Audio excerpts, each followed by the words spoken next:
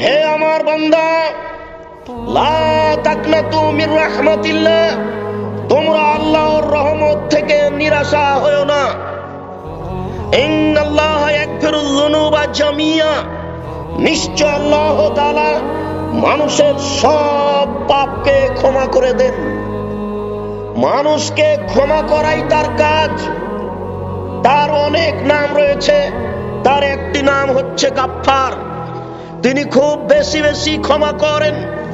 তাই তিনি বলছেন, ইয়া ইবাদিয়াল্লাযীনা আসরাফু আলা আনফুসিহিম, হে আমার বান্দা, যারা নিজের প্রতি অত্যাচার করেছো, অন্যায় করেছো। পাপী নিজের প্রতি অত্যাচার করে। নিজের প্রতি অত্যাচার করে কিভাবে?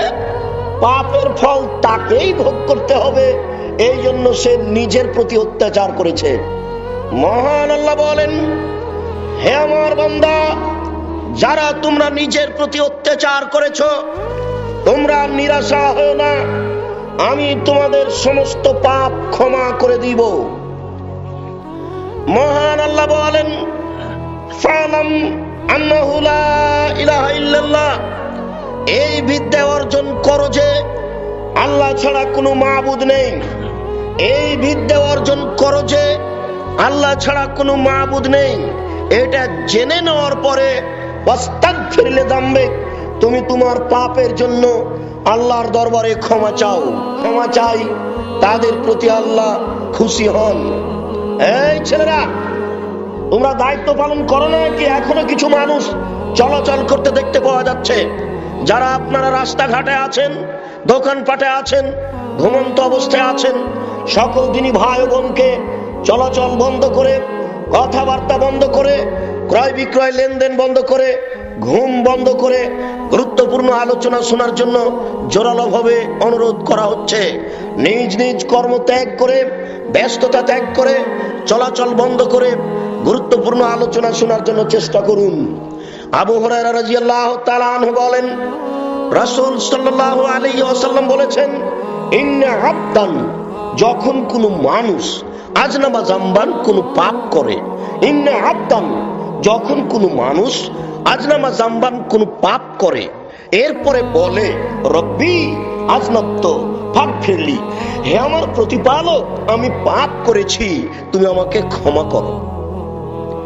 মানুষ যখন এই কথা বলে, আল্লাহ তাআলা, তখন আল্লাহ তাআলা বলেন, আলেমা আব্দি, আমার দাস দাসী কি জানে আন্না লাহু রাব্বুন, যে তার একজন প্রতিপালক রয়েছেন।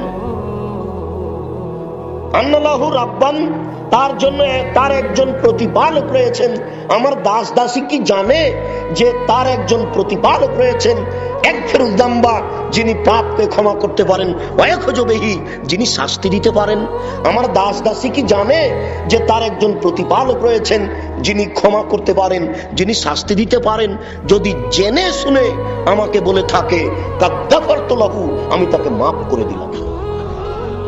সুমা মাকাশা মাশাআল্লাহু তাআলা, এরপরে ওই দাস দাসী থাকলো, থাকে দিন যায়, থাকে দিন যায়, থাকে দিন যায়, ফাজনাবা জামবান, হঠাৎ আবার পাপ করে বসলো।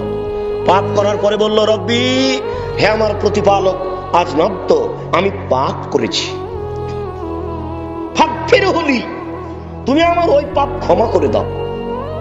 তখন আল্লাহ তাআলা বলেন, কাল আল্লাহ তাআলা, আল্লাহ তাআলা বলেন, আলেমা আব্দি, আমার দাস দাসী কি জানে আন্না লাহু রাব্বান, তার একজন প্রতিপালক রয়েছেন, ইয়াগফিরুয যামবা, যিনি পাপ ক্ষমা করতে পারেন, ওয়া ইয়াখযু বিহি, যিনি শাস্তি দিতে পারেন। জেনে শুনে কি বলছে?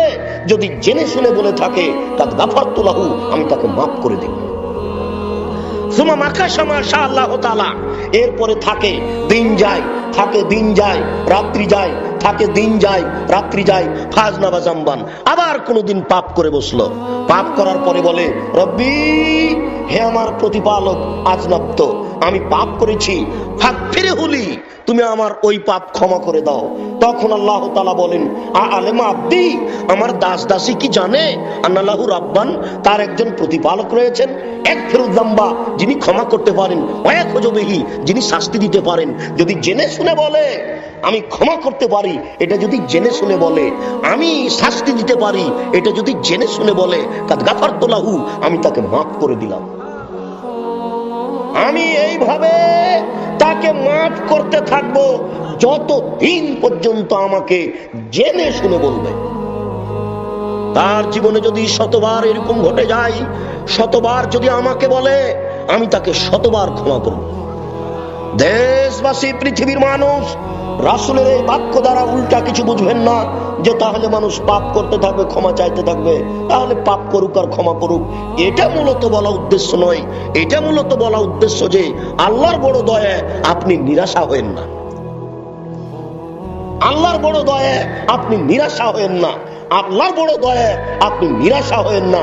এটা মূলত আল্লাহ তাআলা দেখাতে চাচ্ছেন। আনাস রাদিয়াল্লাহু তাআলা আনহু বলেন, রাসূল সাল্লাল্লাহু আলাইহি ওয়াসাল্লাম বলেছেন, কুল্লু বানি আদম খাত্তা, প্রত্যেক আদম সন্তানই পাপী। আদম সন্তান পাপ করে না এরকম কোন মানুষ পৃথিবীতে নেই। আল্লাহর নবী বলেছেন, আত্তাকিও আন্নাকিও, পরহেজগার সেই ব্যক্তি যার ভিতরে চারটে জিনিস নেই। আল্লাহর নবী বলেছেন, পরহেজগার সেই ব্যক্তি যার ভিতরে চারটে জিনিস নেই। এক, লাইস মাফিহে, পাপ নেই। পাপ নেই এমন মানুষ পৃথিবীতেই নেই। তাহলে আল্লাহ রাসূল বললেন যে পাপ নেই, পাপ নেই মানে পাপ হলেই ক্ষমা চাই, এই ব্যক্তির পাপ নেই। ওয়ালা বাগিয়ে, যার সীমা লঙ্ঘন নেই, চারটে জিনিস নেই যার, সেই হলো পরহেজগার। এক, পাপ নেই যার, মানে পাপ হলেই ক্ষমা চাই। দুই, ওয়ালা বাগিয়ে, সীমা লঙ্ঘন নেই যার, বড় সীমা লঙ্ঘন, তার বাড়িটাই দখল করে নিলেন জোর করে। ছোট সীমা লঙ্ঘন, মরিচ কিনছিলেন, দাঁড়িপাল্লা হয়ে গেছে, 100 মরিচ নেবেন, একটা মরিচ হাতে আছে, এই মরিচটা কোথায় রাখবেন? যদি আপনার পাল্লায় রাখেন তাহলে আপনি সীমা লঙ্ঘনকারী, যদি আপনার ব্যাগে রাখেন আপনি সীমা লঙ্ঘনকারী।